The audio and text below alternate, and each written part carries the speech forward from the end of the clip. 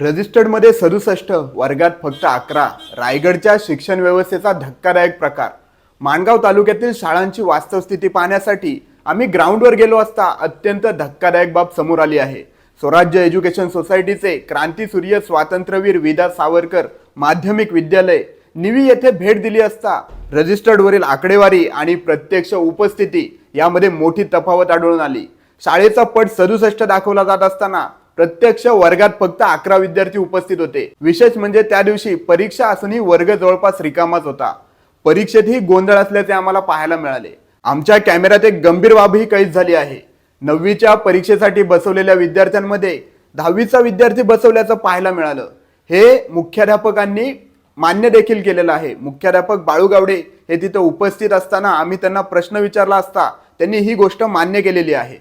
चुकून आलेला विद्यार्थी तो इयत्ता 10वीमधला आहे. तो आम्ही पालकांच्या भेटी घेतली असतात. त्यांना पालकांना सांगितलं गाठवी नवीचे आपले परीक्षा चालू आहेत. त्यांनी चुकून तो पाठवला विद्यार्थी. पण विद्यार्थी कितवीला आहे काय आहे आणि तो पेपरला बसला तरी पण मग शिक्षक काय करत होते सर लक्षात नाही आलं ते. यामुळे प्रश्न उपस्थित होतो, परीक्षा प्रक्रियेमध्ये नियमांचं उल्लंघन होतंय का? पट दाखवण्यासाठी की आणखी काही कारणांमुळे फसवणुकीचा प्रकार समोर येतो. रजिस्टर्ड आणि प्रत्यक्ष वास्तव हे पाहिलं असता दाखवलेला पट आहे 67 विद्यार्थी आणि प्रत्यक्ष उपस्थिती फक्त 11 विद्यार्थी. उर्वरित विद्यार्थी कुठे आहेत? रजिस्टर्डमध्ये उपस्थिती कशी दाखवली जाते? या सगळ्या गोष्टी पाहिल्या असता आपल्याला योजनांवरही प्रश्नचिन्ह उपस्थित करावे लागतील. या शाळेत विद्यार्थ्यांसाठी अनेक योजना लागू आहेत. पोषण आहार, मोफत गणवेश, पाठ्यपुस्तकं, दप्तर, विविध शिष्यवृत्ती. सामान्यतः एका विद्यार्थ्यामागे वर्षाला 3000 ते 5000 रुपये खर्च होतो. म्हणजेच या शाळेसाठी वार्षिक अंदाजे 2.5 लाख रुपये खर्च होतो. पण विद्यार्थीच कमी असतील तर हा पैसा नेमका कोणासाठी? यामध्ये वरिष्ठांची भूमिका काय?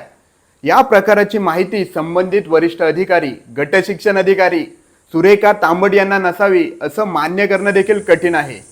मात्र या प्रकरणात त्यांची नेमकी भूमिका काय आहे याची सखोल चौकशी होणं देखील गरजेचं आहे.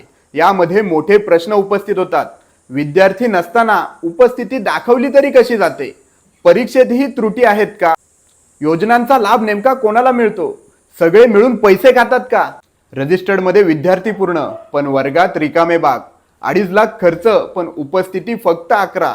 ही केवळ चूक आहे की मोठा गैरप्रकार? याचं उत्तर आता चौकशीच देईल. आमची मागणी आहे की मुख्याध्यापक बाळू गावडे यांची सखोल चौकशी व्हावी आणि गट शिक्षण अधिकारी सुरेखा तांबट यांची भूमिका काय याची देखील सखोल चौकशी व्हावी.